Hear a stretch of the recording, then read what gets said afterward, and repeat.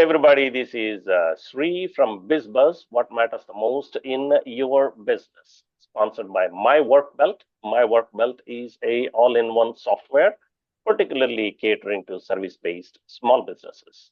And today we have a Craig.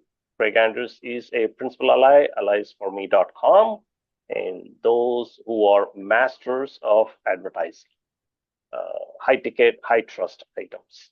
Now, Craig, how are you doing? Sure, I'm doing wonderfully. Thanks for asking. It's good Excellent. to see you as always. Excellent, excellent. Thank you.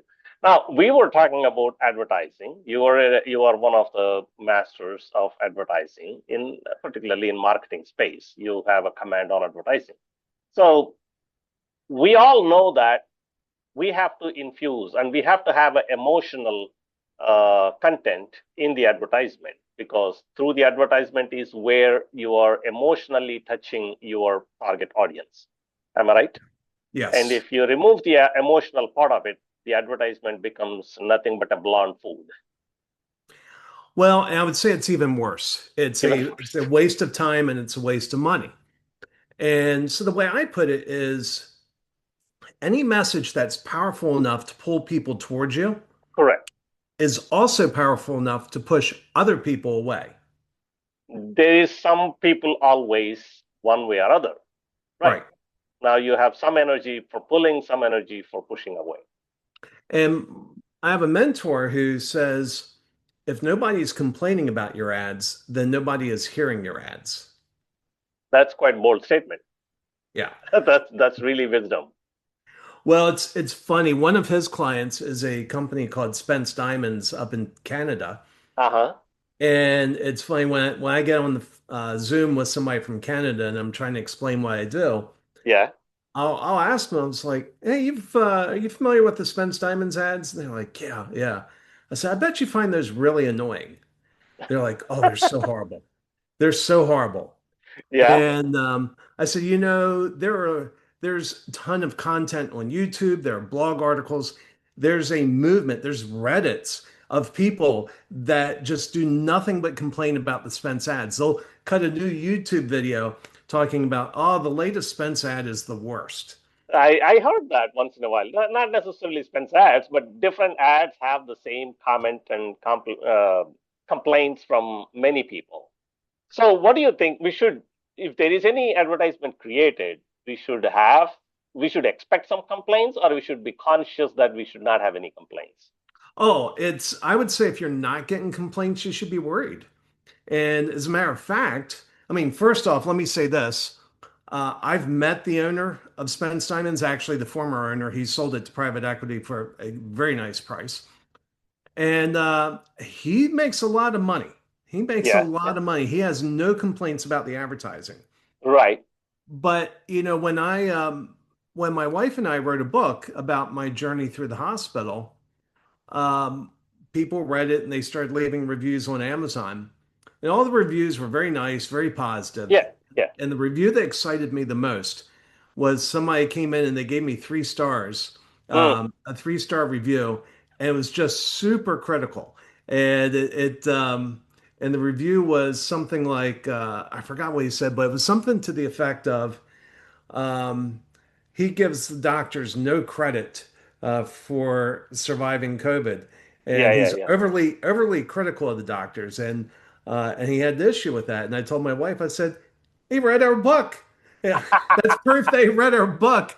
And I was excited because yeah, no, my the book is not kind to doctors. I have very strong feelings. Yeah, yeah, Uh, yeah. but the reason it excited me was you don't want all positive reviews, whether you're Right. writing a book or whether you're writing an ad or any type of messaging in your business.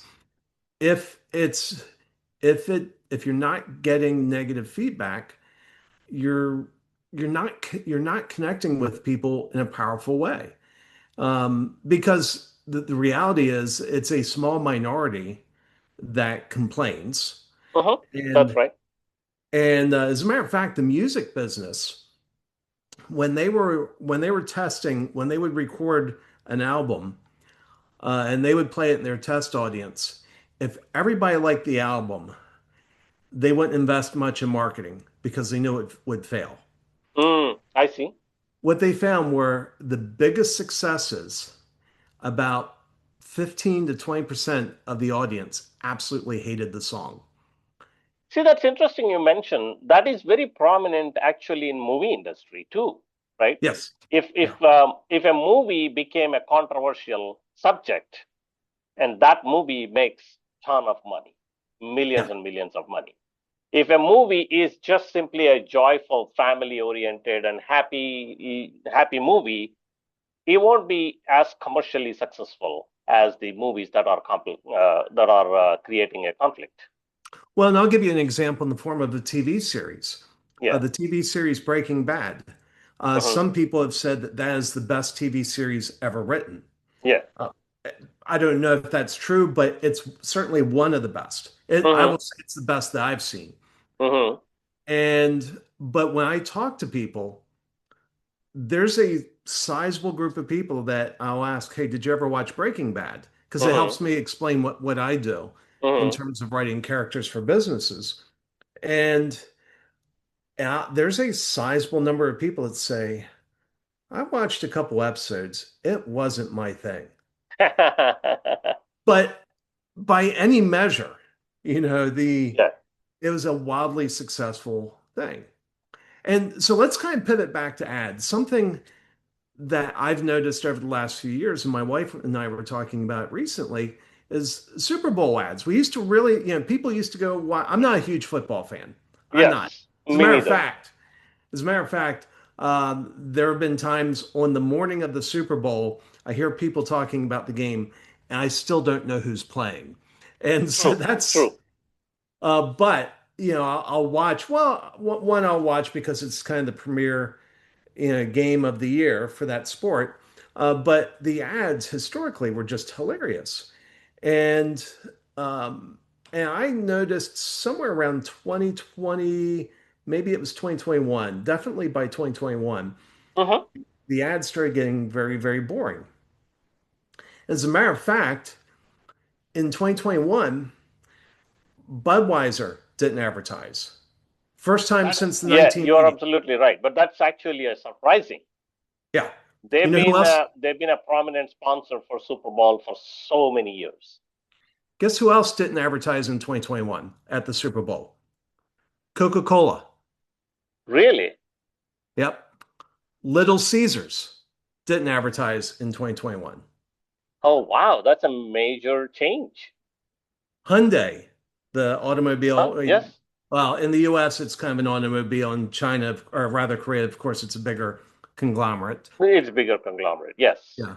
They didn't advertise. Olay didn't advertise.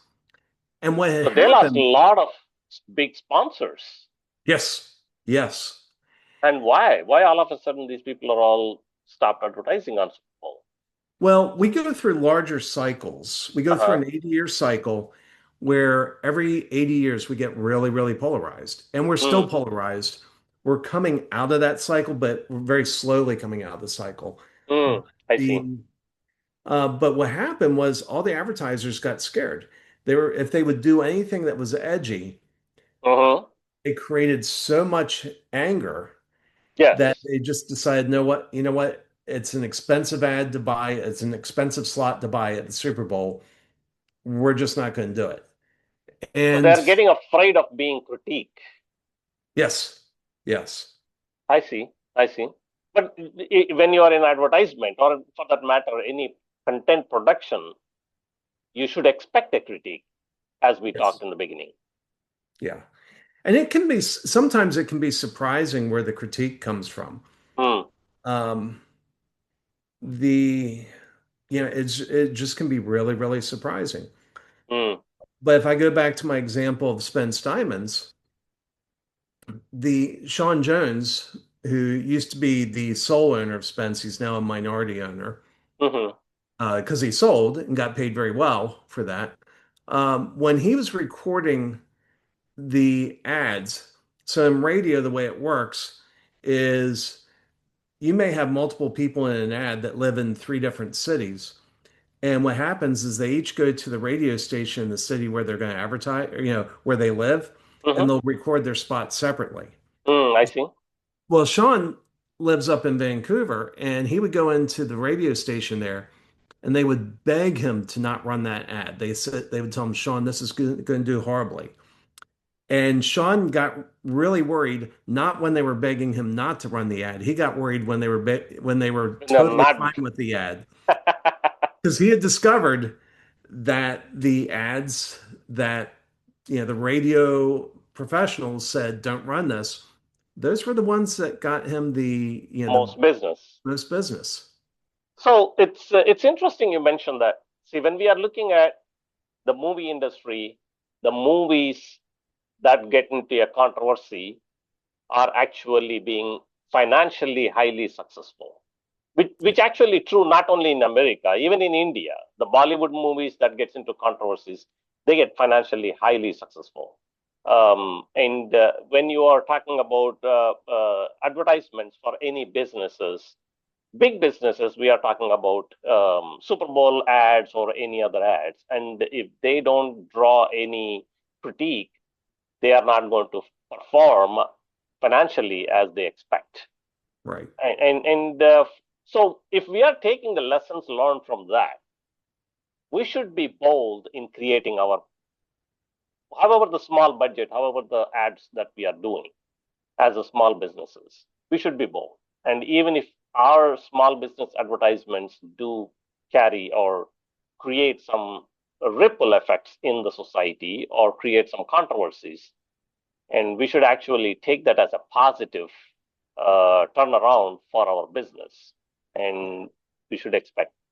Now, that is an impressive wisdom. And Craig, thank you very much for joining me and sharing all that learning. And those who are listening to it, um, I would suggest not necessarily purposefully create something bad that everybody critique about it, but when you are taking you are adding human emotions into it, humor or anything, don't be scared that you're going to offend or you're going to receive a great deal of critique from one segment of the society. But look at positive things that you may be receiving support and laughter or emotional connection with 70-80% of the society, but getting a critique from 20-30% of the society is not a bad thing. Yeah. And by taking that into lesson, any ads that you're going to create for your marketing and for your commercials, be comfortable and open to receive some critique. And thank you very much for joining us today. And if you have not subscribed already, please subscribe to our channel. And if you would be kind enough to share and like our episodes to other business owners who may be able to learn and take these takeaways and apply their business. And until then, we will see you in next episode. Thank you very much. Bye now.